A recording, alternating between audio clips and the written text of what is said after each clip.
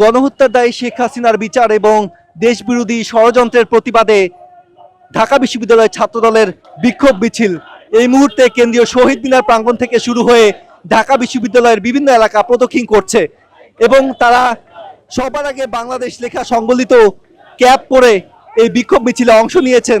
এই বিক্ষোভ মিছিল থেকে তারা বিভিন্ন স্লোগানে কিন্তু বার্তা দিচ্ছেন যে শেখ হাসিনাকে ভারত থেকে ফিরিয়ে এনে তার যে সর্বোচ্চ শাস্তি মৃত্যুদণ্ড সেটি কার্যকরের দাবি তুলছেন ছাত্রদল নেতারা।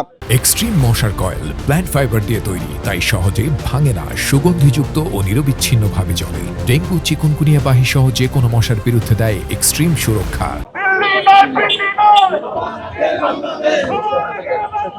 দিল্লি নয়, পিন্ডি নয়, সবার আগে বাংলাদেশ, এই স্লোগানের মধ্য দিয়ে তারা তাদের এই বিক্ষোভ মিছিলটি এগিয়ে নিয়ে যাচ্ছেন।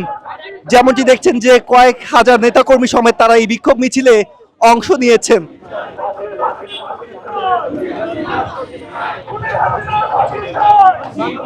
আপনারা অবগত রয়েছেন, গত 12 ফেব্রুয়ারি জনগণের প্রত্যক্ষ ভোটের মাধ্যমে বিএনপি সরকার 200-র অধিক সংখ্যাগরিষ্ঠ আসন নিয়ে ক্ষমতায় আসেন।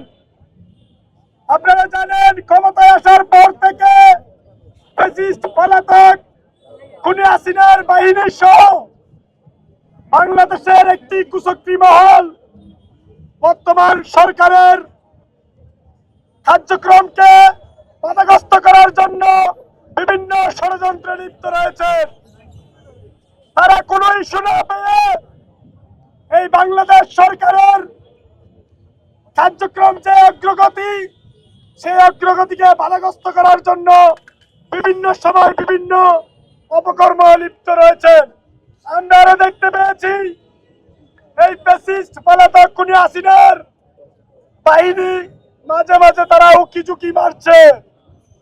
তারা ভারতে বসে ডিসেম্বরে নাকি বাংলাদেশে আসবে সেই হুঙ্কার দিচ্ছে। আমরা যারা জুলাই আগস্ট গণঅভ্যুত্থানে অংশ নিয়েছিলাম, আমরা যারা শহীদ হয়েছি, আমাদের শহীদ ভাইদের রক্তের দাগ এখনো শুকায়নি। আমরা যারা আন্দোলন সংগ্রামে ছিলাম, আমরা বেঁচে থাকতে এসব ফ্যাসিস্ট খুনি হাসিনার এই গণহত্যাকারীদেরকে বাংলাদেশে পুনর্বাসন করতে দেব না ইনশাআল্লাহ।